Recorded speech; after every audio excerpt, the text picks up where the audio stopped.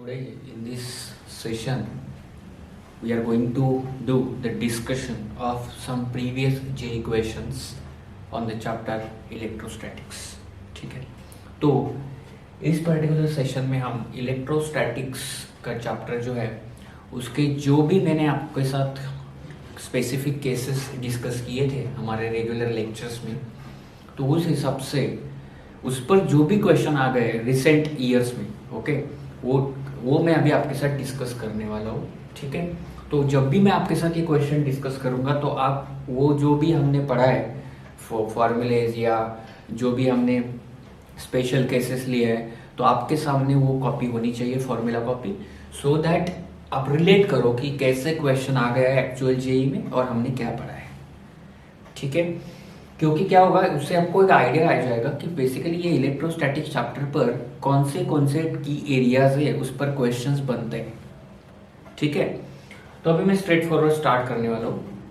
पहला क्वेश्चन मैंने यहाँ पर बोर्ड पर लिखा है, ये जेई 2020 का 29 का जेई 2019 का क्वेश्चन है. पहला क्वेश्चन देखो, the Bob of simple pendulum has mass 2 gram and charge of 5 microcoulomb. It is at rest in uniform horizontal electric field of intensity 2000 volt per meter. तो इलेक्ट्रिक फील्ड इंटेंसिटी दिया, Bob मतलब pendulum मतलब spherical spear, उसका मास है 2 ग्राम और उस पर charge है 5 माइक्रोकूलम. ठीक है, ये डेटा है. At equilibrium angle that pendulum makes with vertical is. तो ये क्वेश्चन रीड करने के बाद आपको थोड़ा सा आइडिया आ गया होगा कि ये क्वेश्चन मैंने आपके साथ एक केस डिस्कस किया है जिसमें जब भी मासलेस स्ट्रिंग से हम जो दो स्पेरिकल बॉब को टाई करते हैं वर्टिकल हॉरिजॉन्टल फिक्स के वर्टिकल मतलब हॉरिजॉन्टल एक फिक्स ये रहता है उसके साथ हम उसको टाई करते हैं. तो फिर ये डायग्राम मैंने यहाँ पर ड्रॉ किया है. हमने जो डायग्राम लिया था वो ऐसे भी था, क्योंकि एक्चुअली ये भी है ऐसा था. तो अब आप बोलेंगे ये क्यों नहीं निकाला, क्योंकि उनको एंगल वर्टिकल के साथ, अभी ये देखो ये भी एंगल थीटा ही है वर्टिकल के साथ, तो उनको सिर्फ ये एंगल चाहिए. तो ये इतना पार्ट ड्रॉ करके भी हम आंसर निकाल सकते हैं, दो की जरूरत नहीं है. ठीक है, अभी देखो कि पहले मैंने क्या किया, ये ड्रॉ किया है ऐसे बॉब.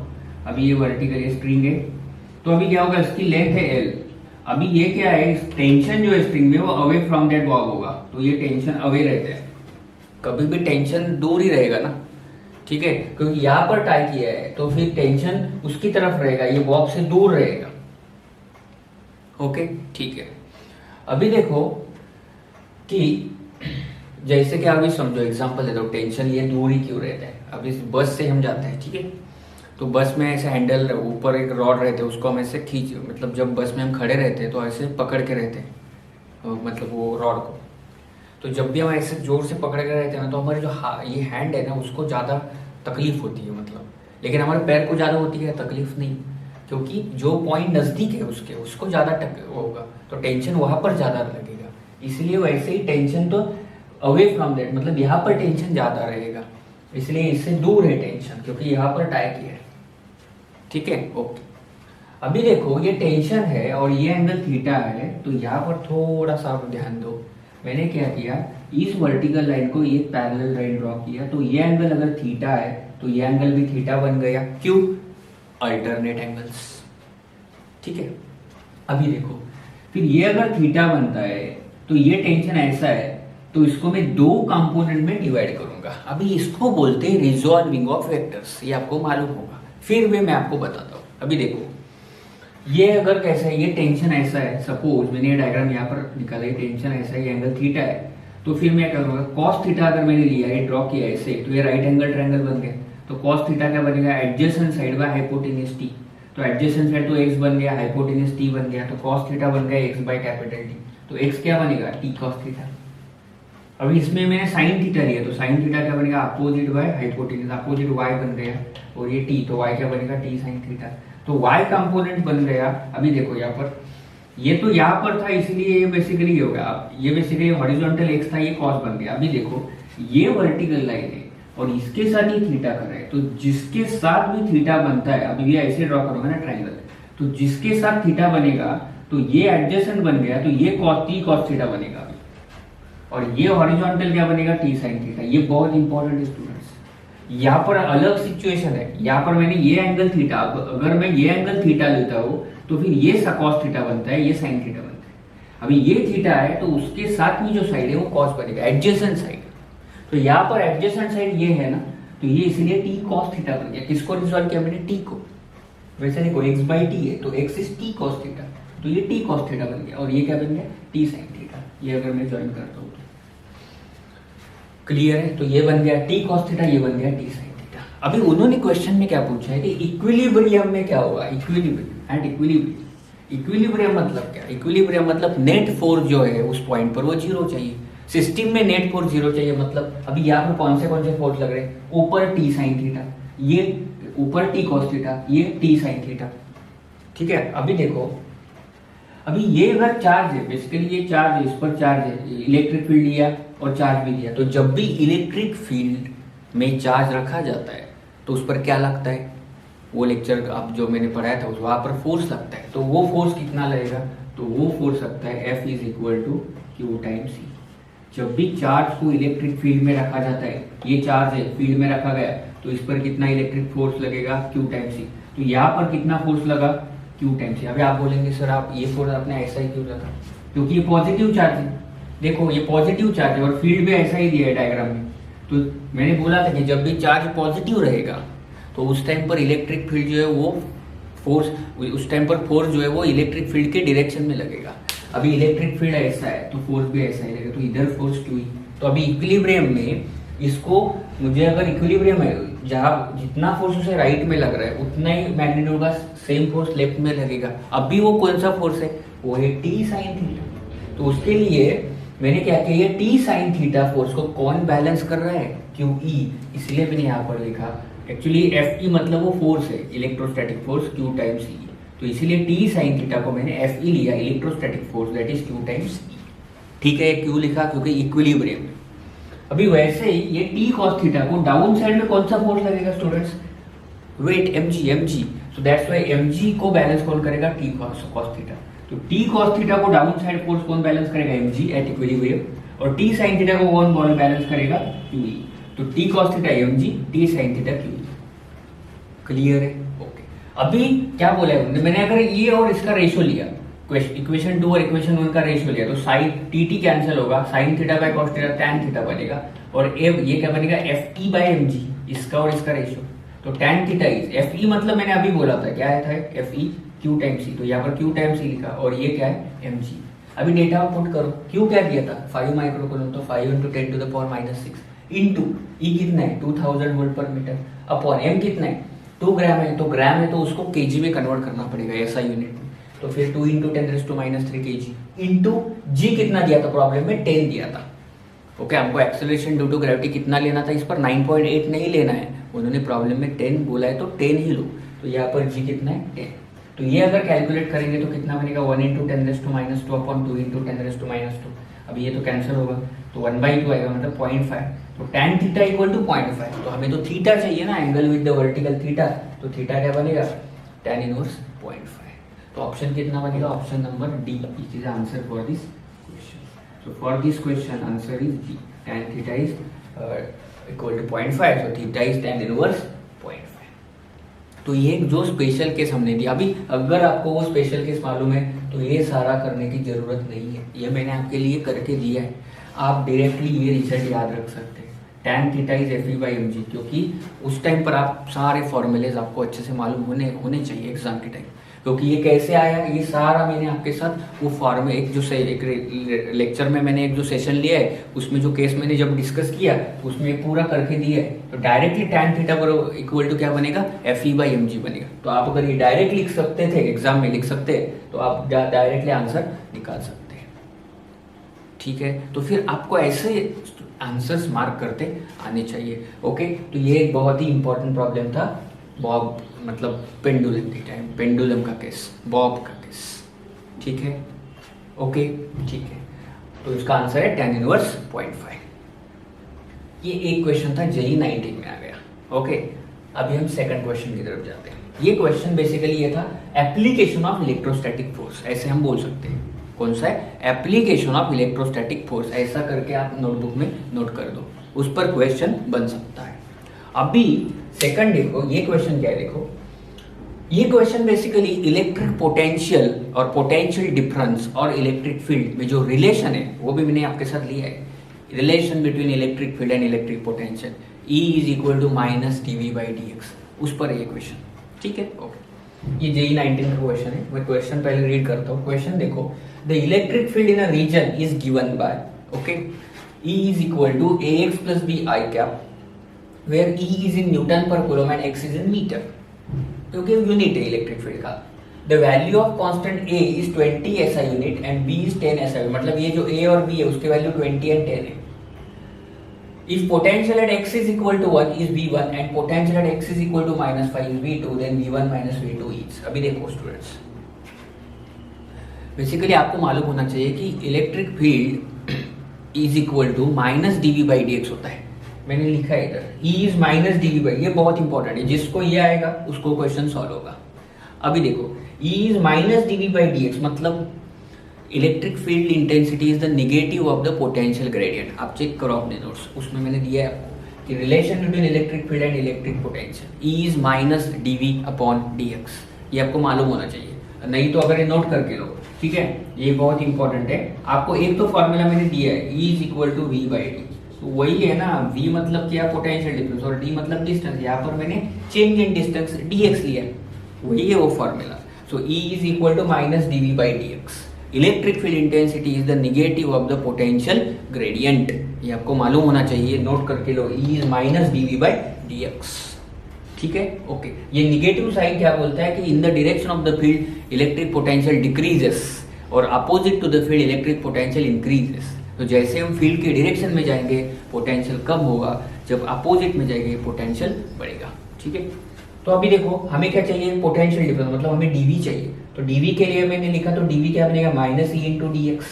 अभी मुझे तो dV चाहिए, मुझे dV नहीं चाहिए, तो मैं इंटीग्रेट करना पड़ेगा, तो इंटीग्रेशन करूंगा, क्योंकि dV है मेरे पास, मुझे V चाहिए, तो इंटीग्रेट किया, तो integration of dV is equal to integration of minus E dx, ठीक है। अभी इंटीग्रेशन के लिमिट्स V1 टू V2 होंगे, क्योंकि प्रॉब्लम में दिया है ये फाइनाइट इंटीग्रेशन, जब भी फाइनाइट इंटीग्रेशन, इसको इंटीग्रेशन मतलब जब भी हमें छोटी सी वैल्यू से ओवरऑल रिजल्ट निकालने होते हैं तो हम इंटीग्रेशन निकालते हैं, वो यूज करते हैं। तो ये integration of V1 to V2 dV equal to minus integration of x1 to x2 E into dx है, ठीक है, ओके। इज इक्वल टू, अभी E क्या दिया, ax प्लस b, प्रॉब्लम में है ax plus b into dx from x1 to x2। अभी देखो ये दिया उन्होंने x1 टू x2 दिया ना, x इज इक्वल टू 1 और x इज इक्वल टू 5, मतलब ये x1 टू x2, तो मतलब ये 1 टू माइनस 5 होगा। अभी देखो integration of a into x, इसका इंटीग्रेशन क्या बनेगा, a तो कांस्टेंट है, बाहर निकालो इंटीग्रेशन के, x का x रेस टू n का integration x raise to n plus 1 upon n plus 1 होता है। क्या होता है, x रेस टू n का integration x raise to n plus 1 upon n plus 1, तो x रेस टू मतलब x स्क्वायर है, तो उसका इंटीग्रेशन x क्यूब बाई 3 होगा। तो ये मैंने अभी ये तो ये इधर ये x है, सॉरी, तो इसका तो x स्क्वायर बाई 2 होगा, क्योंकि अगर यहाँ पर x स्क्वायर होता तो x क्यूब बाई 3, प्रॉब्लम में उन्होंने ax दिया तो x स्क्वायर बाई 2 होगा। तो ये ax square by 2 from 1 to minus 5 plus in b into dx, तो dx का integration to with respect to x ही होगा, तो bx 1 टू माइनस 5। अभी ये क्या होगा, a का वैल्यू 20 है, तो 10x square 1 to minus 5 plus 10x 1 to minus 5। तो अगर ये आपने सॉल्व किया तो आपको मिलेगा 180 वोल्ट। तो इस तरह से, और ये dv है, तो dv मतलब v, तो अब लिमिट डालूंगा तो v1 माइनस v2, ठीक है। तो ये आंसर कितना मिलेगा, 180 वोल्ट। तो ऑप्शन सी देखो 180 वोल्ट है, तो ये आंसर है इसका, ठीक है। तो ये सिंपली क्वेश्चन किस पर था student, relation between electric field and electric potential, E is equal to minus dv upon dx, electric field intensity is equal to negative of the potential gradient. और वो नेगेटिव साइन क्या बोलता है कि जब भी इलेक्ट्रिक फील्ड के direction में जाओगे तो पोटेंशियल घटेगा, और इलेक्ट्रिक फील्ड के अपोजिशन में जाओगे तो पोटेंशियल बढ़ेगा। दूसरा पॉइंट, जब भी आपको इलेक्ट्रिक फील्ड दिया है और पोटेंशियल डिफरेंस निकालना है तो इंटीग्रेशन यूज करना है, जैसे हमने इधर किया। और जब भी हमें पोटेंशियल दिया है और इलेक्ट्रिक फील्ड निकालना है तो डेरिवेटिव यूज करना है। तो जब भी पोटेंशियल दिया और इलेक्ट्रिक फील्ड निकालना है डेरिवेटिव, इलेक्ट्रिक फील्ड दिया और पोटेंशियल निकालना है इंटीग्रेशन। ठीक है, तो मैंने दो प्रॉब्लम लिए, एक था बेसिक केस इलेक्ट्रोस्टैट्स का, दूसरा प्रॉब्लम था relation between electric field and electric potential, and in that problem अभी हम बेसिकली ये क्वेश्चन नंबर 3 देखेंगे। तो ये क्वेश्चन नंबर 3 क्या है, देखो, a simple pendulum of length L is placed between the plates having electric field E if bob has mass m and charge q then time period of oscillation। अभी देखो students, ये question और जो पहला question मैंने लिया था वो दोनों क्वेश्चन कुल मिलाकर सेम ही है, लेकिन दोनों में थोड़ा सा डिफरेंस है। तो क्या डिफरेंस है वो देखो। अभी इसमें क्या है, थोड़ा सा टाइम पीरियड वगैरह पूछा है, और यहाँ पर क्या किया था, यहाँ पर हमें एंगल पूछा था। ठीक है, दोनों का अप्रोच एक ही है। अभी कैसे दो प्लेट्स बोले और दो प्लेट्स, इस पर पॉजिटिव चार्ज है, इस पर नेगेटिव, और इसमें क्या बोला, इसमें उन्होंने एक बॉब, मतलब इसको बॉब बोलते हैं। ठीक है, तो उसका चार्ज की और मास में ऐसे लटका दिया, उसका लेंथ L है, बोलते हैं कि वो ऑसिलेट होगा। तो ऑसिलेट होगा तो उसका टाइम पीरियड क्या होगा जब वो ऑसिलेट होने वाला है। तो पहले तो आपको इस क्वेश्चन के लिए थोड़ा सा डेटा मालूम होना जरूरी है स्टूडेंट्स। कौन सा डेटा मालूम होना जरूरी है कि इलेक्ट्रिक बेसिकली टाइम पीरियड जो रहता है पेंडुलम का ऑसिलेशन का, तो वो रहता है t is equal to 2 pi root L by G. क्या रहता है formula, t is equal to 2 pi root L upon G. ये टाइम पीरियड ऑफ ऑसिलेशन है, where L is the length and G is the acceleration due to gravity. ठीक है, तो ये जो लेंथ है ना, स्ट्रिंग की लेंथ एल है 2 pi root L by G. ये फॉर्मूला आप नोट करके दो। पेंडुलम का time period t is equal to 2 pi root L by G note करके लो। आपको पार्ट 1 फिजिक्स में ये होने वाला है, फिर भी अभी मालूम इलेक्ट्रोस्टैट्स के लिए इतना ही जरूर मालूम होना जरूरी है। पेंडुलम के ऑसिलेशन का time period t is equal to 2 pi root L by G रहता है। अभी देखो t is equal to 2 pi root L by G. अभी ये जो g है ना, यहाँ पर तो मैंने ऐसे लिख कर छोड़ दिया कि t is equal to 2 pi root L by G, लेकिन कैसे देखो, अभी ये जो g है, अभी ये कैसा है, ये बॉब है इधर, तो उस पर तो नीचे तो फोर्स लगेगा। कौन सा फोर्स लगेगा बताओ, कौन सा फोर्स लगेगा उस पर, कैसा कौन सा फोर्स लगेगा, तो एक्सेलरेशन ड्यू टू ग्रेविटी भी रहेगा, और इलेक्ट्रिक फील्ड की वजह से भी उस पर फोर्स लगेगा। ठीक है, तो इलेक्ट्रिक फील्ड की वजह से उस पर फोर्स लगेगा QE। तो जब भी इलेक्ट्रिक फोर्स की वजह से फोर्स Q, देखो F is QE, electric force की वजह से फोर्स, इलेक्ट्रिक फील्ड की वजह से फोर्स है QE। तो ये फोर्स मतलब मास इनटू एक्सेलरेशन, तो एक्सेलरेशन क्या बनेगा QE बाय m। तो उसकी वजह से ये बॉब डाउन साइड एक्सेलरेट होगा, उस किस फोर्स से, QE, किस एक्सेलरेशन से, QE बाय m से। ये हो गया, और F इज mg, वेट भी लगेगा, तो उस टाइम पर g क्या बनेगा, g mg by g, mg by m मतलब m कैंसिल होगा ना, तो g बनेगा, तो g है, g is f by acceleration. तो नेट एक्सेलरेशन कैसा है, दोनों डाउन साइड में होने से दो नेट एक्सेलरेशन ऐड हो जाएगा। तो उसके लिए नेट एक्सेलरेशन देखो मैंने दिखाया इधर, डाउन साइड में ये लगेगा mg, इस टाइम पर इस साइड लगेगा QE। अभी ऐसा क्यों है, क्योंकि इलेक्ट्रिक फील्ड ये पॉजिटिव है प्लेट और ये ग्राउंडेड है, तो फिर इलेक्ट्रिक फील्ड तो ऐसा लगेगा लेफ्ट टू राइट। ठीक है, तो electric field left to right, तो फोर्स भी उस पर, क्योंकि पॉजिटिव चार्ज के लिए मैंने बोला है फोर्स इलेक्ट्रिक फील्ड की डायरेक्शन में लगता है, तो उस पर फोर्स ऐसा ही लगेगा, डाउन साइड में mg लगेगा। तो नेट एक्सेलरेशन ऐसा है ना, तो नेट एक्सेलरेशन क्या होगा, रूट में g² plus QE by m whole square. Parallelogram लो, यहाँ पर मैंने पैरेललोग्राम लगाया, ए नेट क्या, उसकी वजह से एक्सेलरेशन g उसका स्क्वायर प्लस इसकी वजह से एक्सेलरेशन QE बाय m का स्क्वायर रूट। तो हमें g इफेक्टिव मिल गया। अभी टाइम पीरियड निकालना बहुत इजी, कैसे, टाइम पीरियड क्या है, t is equal to 2 pi root L by G effective. g effective क्या है, ये है, तो डाल दो इधर, t is 2 pi root L by G square, root में g square plus QE by m whole square. तो ये पूरा ही सब कैसा है, रूट में। तो अभी ये देखो इधर थोड़ा सा करेक्शन कर लो, ये तो है वो रूट में और ये फॉर्मूला में रूट है, थोड़ा सा करेक्शन ना, इधर थोड़ा सा करेक्शन होना चाहिए। देखो ये कैसा है, देखो ये फॉर्मूला में रूट है और ये ऑलरेडी इसमें रूट है, क्योंकि रूट में निकालते हैं ना, रूट में x² प्लस y²। तो ये g जो है ये g है और ये फॉर्मूला में ये रूट है। ठीक है, तो ये फॉर्मूला में भी ऐसा रूट इधर होना चाहिए ऑप्शन। तो ये बेसिक क्वेश्चन के फॉर्मूला में तो रूट है ही, लेकिन ये जो g निकालते हैं ना उसको भी रूट में ना, वो तो दो रूट बन गए। ठीक है, तो आंसर क्या बनेगा, t is 2 pi root L by root में g² plus QE by m whole square. ठीक है, तो इस तरह से हमें ये क्वेश्चंस बनते हैं स्टूडेंट्स। तो बेसिक क्वेश्चन, बेसिक थीम क्या है, आपको इधर फोर्स लगता है क्यूई तो एक्सेलरेशन होगा क्यूई बाई, तो अभी मालूम ही होना चाहिए इलेक्ट्रोस्टैट्स में चार्ज पार्टिकल पर एक्सेलरेशन क्यूई बाई एम रहता है। कितना रहता है? QE by. तो डायरेक्टली आप लिखना चाहिए QE by M whole square plus G square root में। तो जब भी आप देखेंगे ऑप्शन तो तुरंत आपको मार्क करके आना चाहिए।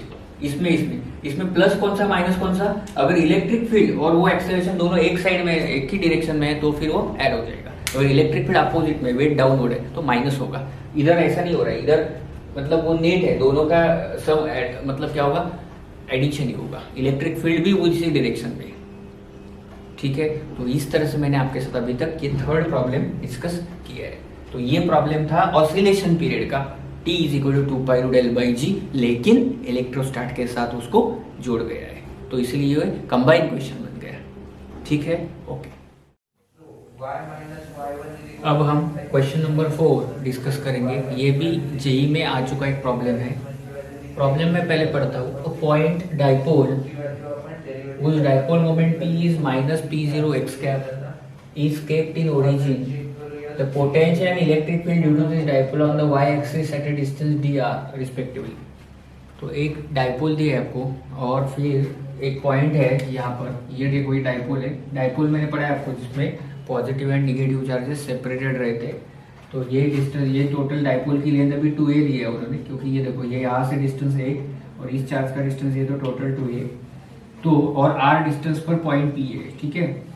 तो हमें पूछा है कि पॉइंट P पर और r is equal to d, वहाँ पर इलेक्ट्रिक फील्ड कितना है और पोटेंशियल कितना है, ठीक है। तो अभी तो ये तो डायरेक्टली बन गया है कि डाइपोल के लिए एक्सियल और इक्वेटोरियल का इलेक्ट्रिक फील्ड का एक्सप्रेशन तो हो चुका है हमारा।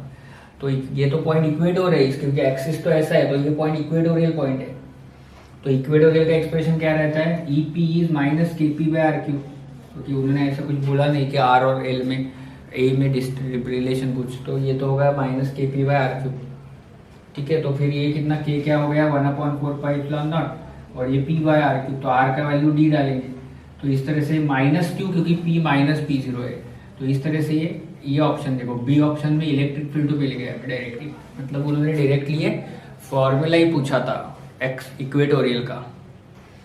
अभी पोटेंशियल निकालेंगे। अभी यहाँ पर पोटेंशियल दोनों की वजह से होगा, इस चार्ज की वजह से और इस चार्ज की वजह से। तो पोटेंशियल दोनों V P equal to V A P plus V A B. तो वी का फॉर्मूला पॉइंट चार्ज के लिए के पी बाय आर रहता है, ओके, और फील्ड का रहता है के पी बाय आर स्क्वायर। हमें यहाँ पर ये नहीं चाहिए, हमें पोटेंशियल चाहिए। तो के इंटू ये charge minus Q upon A P ये distance, plus K into plus Q upon B P.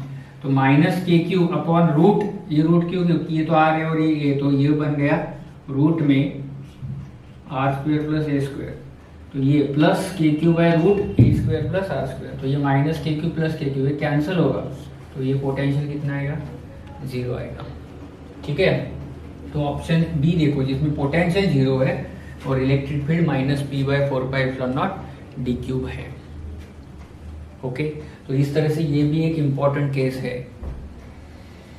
तो डाइपोल का एक्सियल इक्वेटर का इलेक्ट्रिक फील्ड का एक्सप्रेशन पूछा था और उसके साथ पोटेंशियल भी पॉइंट उस पॉइंट पर पूछा था, वो 0 आ गया। अभी नेक्स्ट क्वेश्चन देखते हैं। ये डाइपोल पर था क्वेश्चन। अभी देखो 3 charges plus Q small Q and plus Q are place respectively at a distance 0 d by 2t from the origin on the x-axis. If net force experienced by the plus q placed at x is equal to 0 is 0, then value of q is. अभी देखो A और B point है, यहाँ पर plus Q charge है, यहाँ पर plus Q है, यहाँ पर स्मॉल क्यू चार्ज है, ठीक है। अभी ये जो डिस्टेंस है टोटल d है, प्लस क्यू और ये प्लस क्यू, और स्मॉल क्यू जो चार्ज रखा है वहां से ये चार्ज d/2 डिस्टेंस पर है।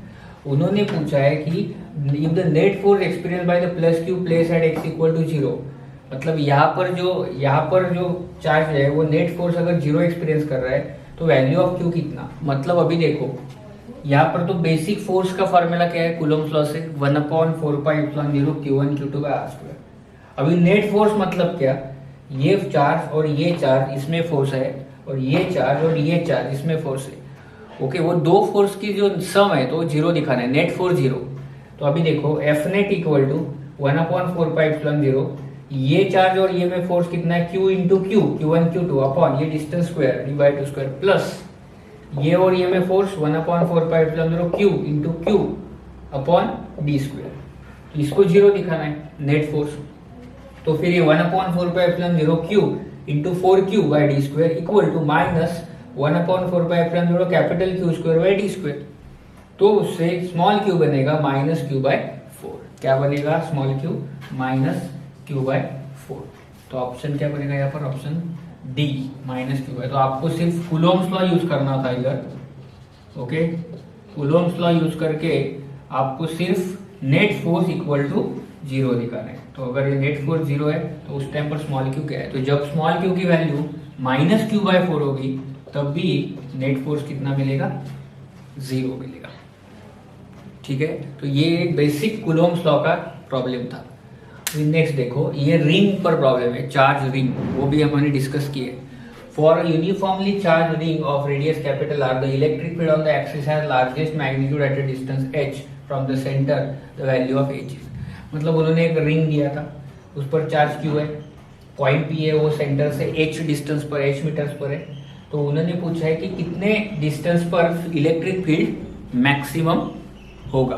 तो अभी देखो, एक्चुअली ये रिजल्ट डायरेक्टली मालूम होना चाहिए कि for the ring charge ring electric field maximum होता है r/√2 पर। ये तो ऑप्शन दिख रहा है इधर, ऑप्शन ए, लेकिन सॉल्व करना है, मैक्सिमा है। तो फिर क्या, इलेक्ट्रिक फील्ड का पहले आपको ये एक्सप्रेशन मालूम होना चाहिए रिंग के लिए। अगर ये नहीं मालूम है तो फिर ये प्रॉब्लम नहीं आ सकता। तो E क्या बनेगा, E is equal to 1/4π0 Q into H. हमने x लिया है, इधर उन्होंने h दिया तो h लेना पड़ेगा, Q into H upon R square plus H square raise to 3/2। और ये h क्या है, ये पॉइंट का सेंटर से डिस्टेंस। अभी बोलते उनको मैक्सिमम इलेक्ट्रिक फील्ड चाहिए, तो फिर मैक्सिमा मतलब हमें उसका फर्स्ट डेरिवेटिव जीरो दिखाना पड़ेगा इलेक्ट्रिक फील्ड का। तो DE by D H equal to zero. तो अभी ये तो U बाई वी फॉर्म लगाना पड़ेगा, डेरिवेटिव का rule, UV rule, U by V rule. तो Q बाई 4πε0। अभी U बाई वी रूल क्या रहता है, V into derivative of U minus U into derivative of V upon V square. तो अभी देखो V क्या है इधर, R square plus H square raise to 3/2 into derivative of h with respect to h 1 minus U ये h into derivative of this R square plus H square raise to 3/2 क्या होगा, 3/2 R square plus H square raise to 1/2 into this h square का derivative भी लिखना पड़ेगा 2h। तो ये 2h equal to 0। तो फिर ये सॉल्व किया तो क्या बनेगा, R square plus H square raise to 3/2 equal to 3h square into bracket h square plus R square raise to 1/2। So 3h square minus h square is equal to r square, that is 2h square is equal to r square. So h is equal to plus or minus r/√2। अभी ये result अगर मालूम है तो maximum electric field कितने दूरी पर रहता है, r/√2। मैंने वहाँ भी बोला था लेक्चर में, तो फिर ये 2 मिनट में आएगा, नहीं तो फिर ये स्टेप्स करने पड़ेंगे। तो इलेक्ट्रिक फील्ड का एक्सप्रेशन लिखा रिंग के, उसको फर्स्ट डेरिवेटिव लिया क्योंकि मैक्सिमा चाहिए हमें, मैक्सिमम वैल्यू किस डिस्टेंस पर, उसको जीरो दिखाओ, h के लिए अरेंज करो, r/√2 मिलेगा। तो इस तरह से ये फर्स्ट, इस प्रॉब्लम में हमने डाइपोल डिस्कस किया जिसमें इक्वेटोरियल का एक्सप्रेशन पूछा था। सेकंड में कूलोम्स लॉ पर बेसिक था, नेट फोर्स जीरो दिखाना था। और तीसरे में मैक्सिमम इलेक्ट्रिक फील्ड रिंग का होने के लिए कितना डिस्टेंस चाहिए वो था। ये सारे केसेस हमने डिस्कस किए, ठीक है, ओके। अब हम नेक्स्ट 7 नंबर प्रॉब्लम डिस्कस करेंगे। प्रॉब्लम क्या है, charges minus q and plus q are located at a and b respectively, constitute an electric dipole. Distance AB is equal to 2a. O is the midpoint of dipole. OP is the perpendicular to B. A charge q is placed at point P, where OP is y and y is greater than 2a. The charge q experiences the electrostatic force F. If q is now move along equatorial line such that OP dash is y/3, then force on charge q is। अब ये देखो, question देख के आपको लगेगा बहुत ही difficult question है, नहीं एक्चुअली इजी क्वेश्चन है। कैसे देखो, उन्होंने बोला है कि ये डाइपोल है, minus Q and plus Q है, वो डाइपोल बनाता है। और अभी ये पॉइंट पी है, ठीक है, तो ओपी डिस्टेंस अभी y है और y जो है वो 2a से ज़्यादा है। ये देखो इधर बोला है। अभी क्या बोलेगी, ये पॉइंट पी है ना, ये पॉइंट पी को इधर ले आए, जो कि अभी ओपी डैश बन गया y/3। तो उस टाइम पर जो फोर्स होगा और पहला जो फोर्स होगा उसमें रिलेशन क्या है, ठीक है। तो पहले फोर्स का तो बेसिक फॉर्मूला आपको मालूम है, F क्या होता है, F is equal to Q times E होगा, ठीक है। तो तो अगर F is Q times E होगा तो ई कितना रहेगा, K P by R square plus A square raise to 3/2। Why? Because ये electric field along the equatorial line of the dipole है। तो इक्वेटोरियल पर इलेक्ट्रिक फील्ड का expression K P by R square plus A square raise to 3/2 होता है। ठीक है, okay.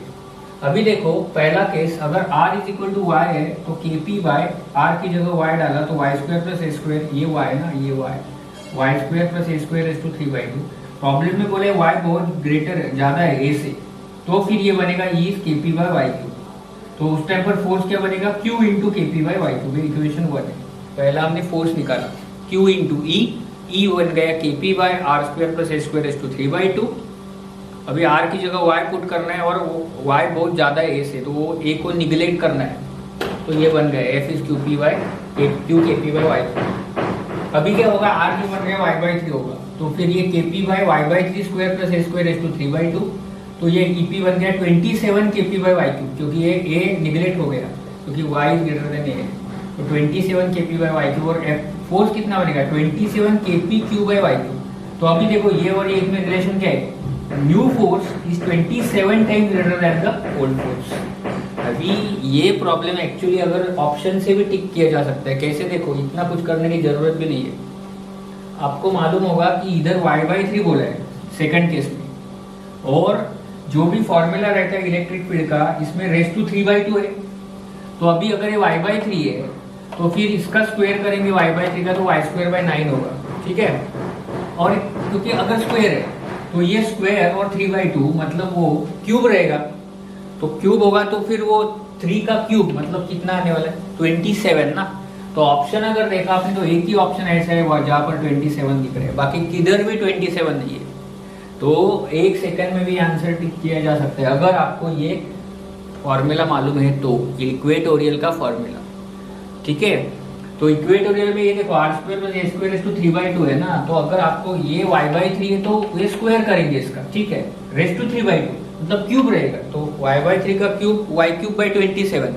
अभी अगर आपने देखा है ऑप्शन में तो 27 वाला एक ही ऑप्शन है, बाकी ऑप्शन ही नहीं है, तो इसीलिए आंसर तो यही आने वाला है। तो इतना सारा कुछ करने की भी जरूरत नहीं है अगर आपको सिर्फ फॉर्मूला मालूम है इक्वेटोरियल का इलेक्ट्रिक फील्ड का डाइपोल के लिए। ठीक है, ओके। अभी नेक्स्ट 8 नंबर का क्वेश्चन देखो। 8 नंबर के क्वेश्चन में क्या बोला है, 2 point charges Q1 is √10 microcoulomb and Q2 is -25 microcoulomb are place on the x axis at x is equal to 1 meter and x is equal to 4 meter. The electric field on the y axis at y is equal to 3 meter each.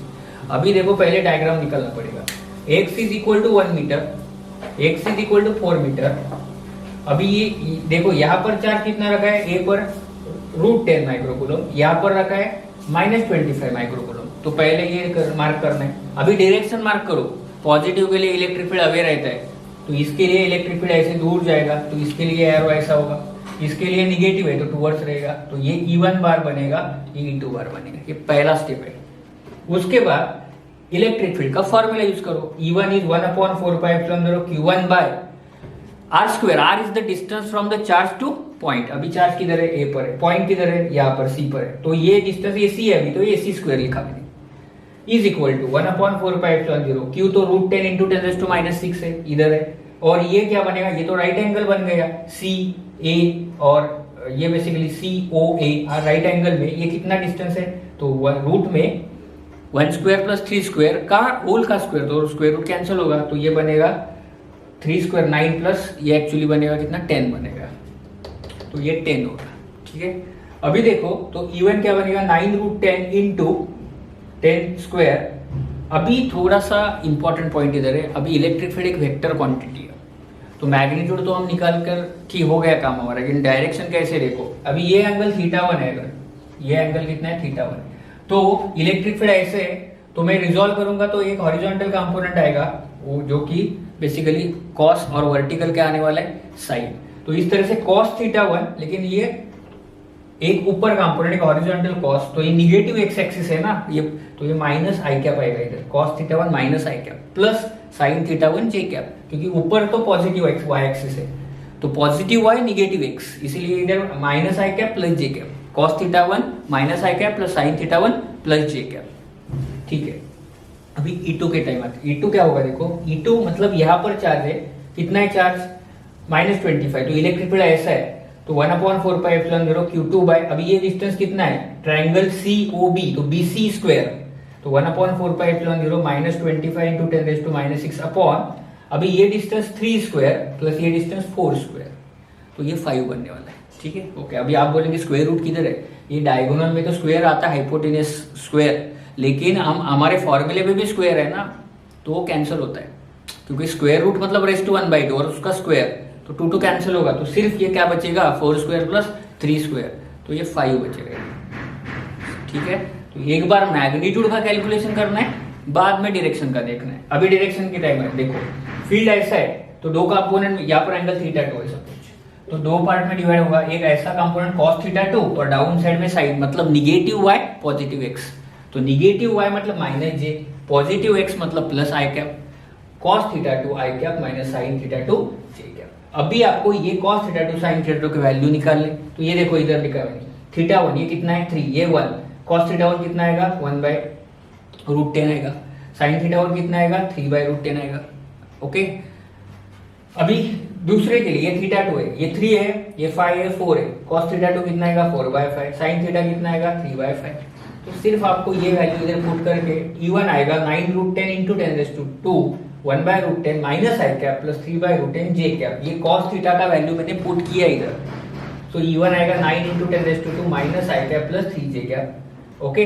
और इसी तरह से E2 भी आएगा 9 into 10⁻³ 4/5 आई cap minus 3/5 जे cap, ये किधर से डाला 4/5, ये ट्राइंगल देखो cos θ2 sin θ2, तो इस तरह से E2 आया 72 आई कैप माइनस 54 जे कैप इंटू 10⁻², और E1 तो ये आ गया 9 इंटू 10⁻² माइनस आई कैप प्लस 3 जे कैप। अगर ये अभी क्या होगा, नेट फील्ड निकालना है हमें, तो दोनों का ऐड करो, तो E1 प्लस E2, तो इस पॉइंट पर नेट फील्ड कितना बनेगा देखो, E is E1 plus E2, तो 63 आई कैप माइनस 27 जे कैप इंटू 10⁻² होल पर मीटर, तो ये ऑप्शन है। तो अभी एक्चुअली ये पूरा मैकेनिकल वर्क हो गया, इसमें फॉर्मूला एक ही है 1/4πε0 Q1/r², लेकिन सिर्फ मैग्नीट्यूड से काम नहीं चलेगा, आपको वो जो डिस्टेंस है पॉइंट चार्ज और पॉइंट में जो डिस्टेंस है वो डायरेक्टली गिवन नहीं है, आपको इनडायरेक्टली ये दिया y कोऑर्डिनेट x कोऑर्डिनेट, तो हाइपोटेनस बन गया वो, तो फिर पाइथागोरस लगा के वो डिस्टेंस निकालो। उसके बाद डायरेक्शन भी गिवन नहीं है, तो इसके लिए आपको वेक्टर रिजोल्यूशन का कॉन्सेप्ट यूज करना पड़ेगा। तो θ1 θ2 है, तो एक बार cos θ1 negative cos positive sine, दूसरी बार पॉजिटिव cos निगेटिव साइन, ठीक है। तो magnitude as well as direction दोनों आपको डायरेक्टली नहीं गिवन था, इसीलिए थोड़ा प्रॉब्लम ज्यादा लेंदी बन गया, लेकिन इसका प्रोसीजर तो सारा सेम है। तो ये भी एक बार प्रॉब्लम जेई में आ चुका है। तो ये सिर्फ simply calculation of electric field था, दैट इज 1/4πε0 Q/r², लेकिन आपको वेक्टर का भी उसमें इंक्लूजन करना था, इसीलिए वो थोड़ा प्रॉब्लम बड़ा बन गया, ठीक है। तो इस तरह से हमने दो प्रॉब्लम देखे हैं, इसमें एक तो डाइपोल का है और दूसरा इलेक्ट्रिक फील्ड इंटेंसिटी का। अब हम क्वेश्चन नंबर 9 देखेंगे, जिसमें क्वेश्चन है determine electric dipole moment of system of 3 charges place on the vertices of equilateral triangle. तो ये डाइपोल का क्वेश्चन है, लेकिन इसमें डायरेक्टली आपको डाइपोल नहीं दिया है, यहाँ पर चार्ज प्लस क्यू है, यहाँ पर प्लस क्यू है, ये तो डाइपोल नहीं फॉर्म, क्योंकि डाइपोल के लिए एक निगेटिव चार्ज और एक पॉजिटिव चार्ज चाहिए। तो ये -2q है, तो मैं क्या करूंगा, -2q को -q और -q ऐसे लिखूंगा, तो ये +q, ये +q, ये -q और ये -q। तो अभी क्या बन गया देखो, ये एक डाइपोल बन गया, ये एक डाइपोल बन गया। तो डाइपोल का तो आपको मालूम है कि उसका जो डाइपोल मोमेंट है वो ऐसे रहता है, मतलब निगेटिव से पॉजिटिव की तरफ, तो ऐसे। तो बेसिकली नेट डाइपोल मोमेंट कैसा होगा, अभी देखो ये अगर ऐसा है और ये डाइपोल मोमेंट ऐसा होगा, तो उसका नेट रिजल्टेंट ऐसा जाएगा। तो पैरेललोग्राम लॉ से हम √p² + p² + 2p² cos 60 that is √3 times p आएगा। p क्या बनता है, q × l, तो q × l जे क्या। तो अभी देखो ये मैंने आपको पढ़ाया था कि 60 के टाइम आपको √3 टाइम्स f ये और p जो भी है, अभी यहाँ पर p है, तो √3 टाइम्स q है। तो ये भी आपको अगर रिजल्ट मालूम है तो आप डायरेक्टली आंसर मार्क कर सकते थे, ठीक है। तो बेसिकली ये डाइपोल पर था, आपको नेट डाइपोल मोमेंट निकालना था, लेकिन वो डायरेक्टली चार्जेस जो था -2q दिया था, तो आपको वो -q लेना था, क्योंकि उसके टाइम उस टाइम पर ही आप इसको डाइपोल कह सकते हो, अदरवाइज उसको डाइपोल नहीं बोला जाता। ठीक है, ये डायग्राम यहाँ पर इंपॉर्टेंट है। देखो इधर ये एंगल 60 है, तो ये अभी एंगल 60 होगा इक्विलैटरल ट्रायंगल में। ठीक है, ओके। अभी 10 number question. An electric dipole has fixed dipole moment P, which makes an angle theta with respect to x axis when subjected to electric field. E1 is equal to E I cap. It experiences a torque T1 is equal to tau k when subjected to another electric field E2 root 3 E1 j cap. Then tau T2 is minus T1. Then angle theta is. पहले diagram निकालो। पहले देखो x angle x axis के साथ dipole कितना angle कर रहा है थीटा, तो ये y एक्सिस का कितना करेगा 90 माइनस थीटा। तो आपको मालूम है टॉर्क का formula, torque is equal to PE sine theta. तो torque 1 T1 is equal to पीई1 साइन थीटा, टॉर्क 2 पीई2 साइन, अभी एंगल कैसा होगा 90 माइनस थीटा, क्योंकि ये तो E1 है और ये E2 है, तो ये साइन 90 माइनस थीटा, तो पीई2 कॉस थीटा। लेकिन E2 कितना दिया √3 टाइम्स E1, तो torque 2 is equal to p √3 times E1 cos theta is equal to, problem में उन्होंने इक्वल टू दिया है, मैग्नीट्यूड इक्वेट करो, तो ये हो गया √3 PE1 cos theta equal to PE1 sin theta. तो sin theta by cos E1 cancel होगा, sin theta by cos theta tan theta होगा और इक्वल टू √3 आएगा, तो tan थीटा इक्वल टू √3, तो थीटा कितना बनेगा 60 डिग्री। तो आपको सिर्फ ये जो कंडीशन दिया था, दो टॉर्क इक्वेट करो उसके मैग्नीट्यूड, तो आपको ये मालूम होना चाहिए फॉर्मूला, टॉर्क होता है PE sin थीटा, ये आपको मैंने पढ़ा है, डाइपोल का टॉर्क कितना होता है यूनिफॉर्म इलेक्ट्रिक फील्ड में, तो ये PE1 sin थीटा है। दूसरा टॉर्क होगा PE2 sin 90 माइनस थीटा होगा, क्योंकि ये थीटा है तो E2 ऐसा है ना। अभी देखो ना इधर ये E1 I कैप है और ये J कैप है, तो इलेक्ट्रिक फील्ड ये अलोंग एक्स एक्सिस है और दूसरा इलेक्ट्रिक फील्ड Y एक्सिस है। तो डाइपोल का टाइम टॉर्क लेते वक्त हमें एंगल की किसका एंगल है वो इलेक्ट्रिक फील्ड और बेसिकली डाइपोल मोमेंट, इसमें एंगल है। तो अभी यहाँ पर तो इलेक्ट्रिक फील्ड ऐसा है, तो फिर ये एंगल लेना पड़ेगा 90 माइनस थीटा से। ठीक है, तो अगर हमने ये करी दो इक्वेट की है, तो फिर tan थीटा कितना बनेगा √3, तो थीटा 60, तो यह 60 आंसर है। जेई में आंसर आया हुआ क्वेश्चन, जेई 2017 में, जेई मेंस में। तो डायरेक्टली आपको सिर्फ PE साइन थीटा 2 बार यूज करना था, दूसरे टाइम थीटा 90 माइनस थीटा लेना था, पहली बार थीटा लेना था। दो टॉर्क इक्वेट करो, E1 कैंसिल होगा, क्योंकि E2 और E1 में भी रिलेशन प्रॉब्लम में दिया है √3 टाइम्स E1 है, तो इस तरह से आपको थीटा मिलेगा 60 डिग्री। क्लियर है, ओके। अभी अगर एक प्रॉब्लम अगेन पोटेंशियल पर आ गया, देखो 11 number, assume that electric field E is 30x² into I cap exist in space, the potential difference VA minus V0 where V0 is the potential at origin, वो 0 ही होगा, then VA is the potential at x is equal to 2 metre. तो 2 metre पर कितना potential है, अभी यहाँ पर भी आपको मालूम होना चाहिए कि मैंने बताया था कि E is equal to minus dV/dx होता है, E is equal to minus dV/dx, ये रिलेशन है। Okay, E is equal to minus dV/dx। तो अगर यहाँ पर dV निकालना है, तो मैंने पहले ही बोला था अगर आपको पोटेंशियल निकालना है तो इलेक्ट्रिक फील्ड को इंटीग्रेट करो, अगर इलेक्ट्रिक फील्ड निकालना है तो पोटेंशियल का डेरिवेटिव निकालो। अभी आपको पोटेंशियल निकालना है, तो इलेक्ट्रिक फील्ड क्या दिया, इलेक्ट्रिक फील्ड दिया 30x², तो इसको इंटीग्रेट करो। अभी इंटीग्रेशन करेंगे तो x² का इंटीग्रेशन x³/3 होगा, तो -30x³/3 दैट इज -10। अभी कितना है 2, तो 2³ - 0 मतलब ये कितना होगा -80 जूल्स। 0 तो नहीं लिया तो भी चलेगा, लिमिट है, तो एक्चुअली लिमिट रहता है ऐसे 0 to 2, ठीक है, लेकिन ये 0 पुट करने के बाद तो 0 या आंसर आने वाला। तो ये था इलेक्ट्रिक फील्ड और पोटेंशियल, ठीक है। तो यही भी एक इम्पॉर्टेंट है, अभी आपको पहले ये मालूम होना चाहिए electric field E is minus dV/dx, आपको E मालूम है 30x², तो dV क्या बनेगा integration dV is minus integration dx, यहाँ पर सब्स्टिट्यूट करो 30x², इंटीग्रेशन निकालो x² का x³/3 और बाद में लिमिट पुट करो 2, तो फिर आंसर आएगा -80 जूल्स, ठीक है। तो एक्चुअली क्या कितना आया, तो basically potential x is equal to 2 metre 80 joules. Actually वो वर्क है, उन्होंने वो होल्ड बोलना चाहिए क्योंकि पोटेंशियल चाहिए ना उनको, तो पोटेंशियल तो होल्ड में मेजर करते हैं, या जूल पर कूलम बोलना चाहिए।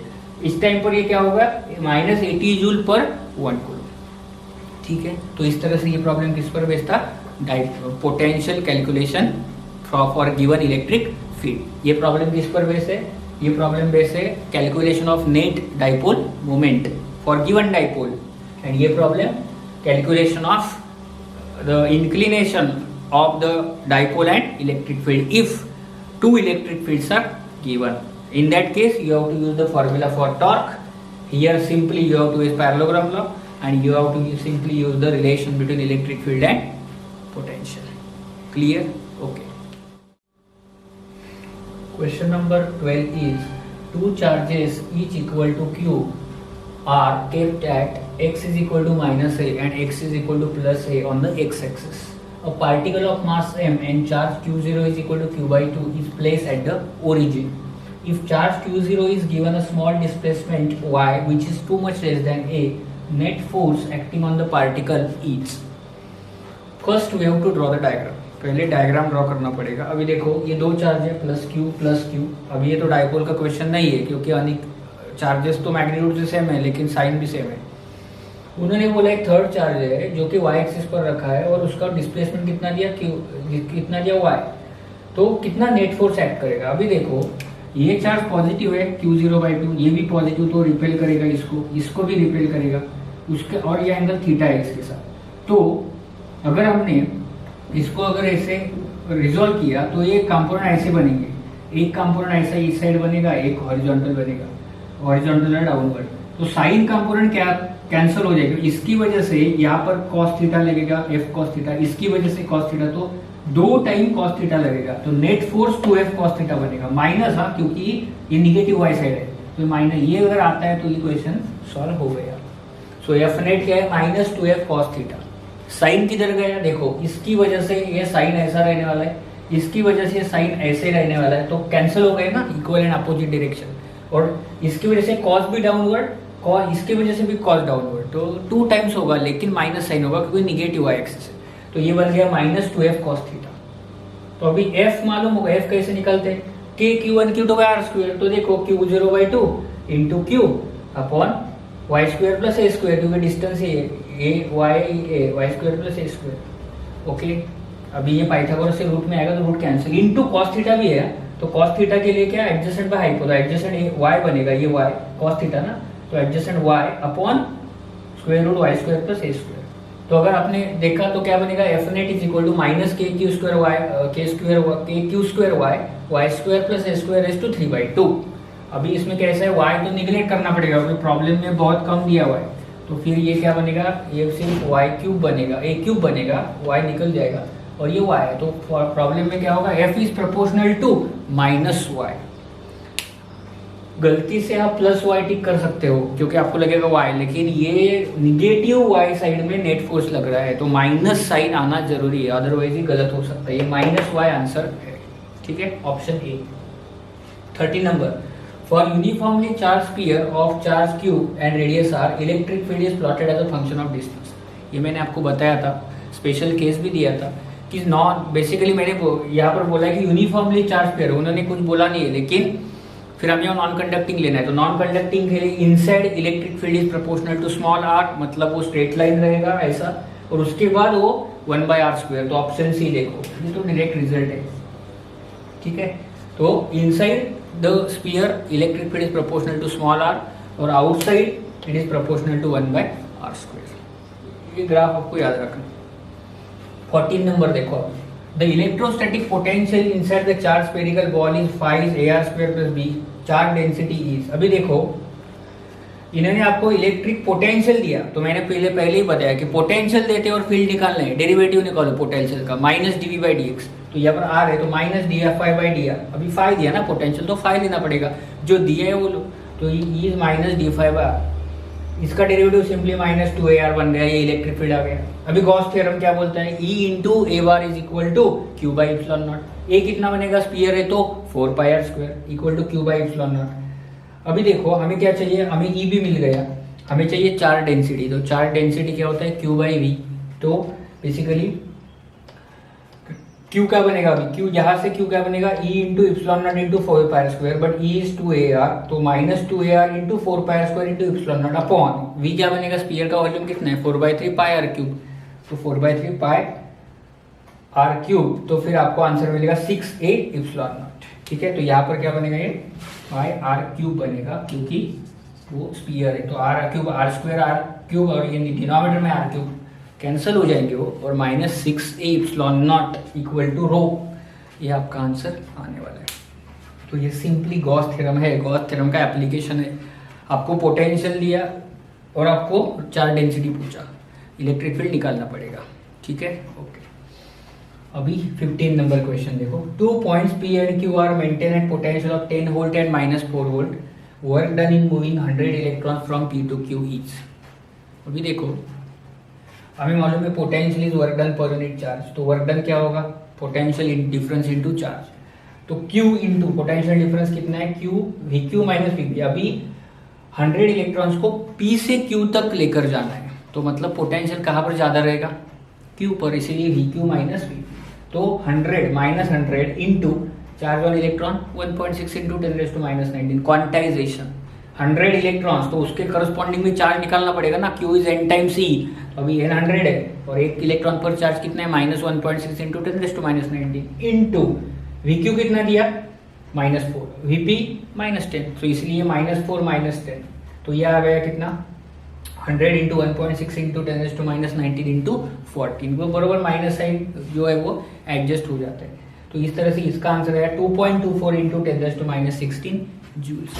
तो अभी यहाँ पर उन्होंने पूछा था कि 100 इलेक्ट्रॉन्स को एक पॉइंट से दूसरे पॉइंट की तरफ लेकर जाने के लिए कितना वर्क करना पड़ेगा, मतलब उस इलेक्ट्रॉन्स के करस्पॉन्डिंग पहले चार्ज निकालो n टाइम्स E करके, फिर उसको उस पोटेंशियल डिफरेंस से मल्टीप्लाई करो, तो फिर वर्क मिला, वो कितना है 2.24 इंटू 10⁻16 जूल्स। ठीक है, तो इस तरह से मैंने इस लेक्चर में आपके साथ टोटल 15 क्वेश्चंस डिस्कस किए, ओके, जिसमें मोर फोकस मैंने Gauss theorem, electric field, okay, और बेसिकली बेसिक डाइपोल के applications and using vector concept for specifically electric field force, इसके लिए वेक्टर का कैसे यूज किया जाता है, और कूलोम्स लॉ, ये सारे की एरियाज मैंने कवर किए। तो Coulomb's law, electric field, potential and electric field का रिलेशन, और गॉस थ्योरम, ये फोकस था हमारा इस सेशन का, जो कि और क्वांटाइजेशन, उसके रिलेटेड जो भी प्रॉब्लम्स थे प्रीवियस ईयर जेईई में, वो मैंने आपके साथ डिस्कस किए। ठीक है, तो फिर नेक्स्ट टाइम में और भी कुछ टॉपिक्स है इसमें, वो प्रॉब्लम्स हम डिस्कस करेंगे। ठीक है।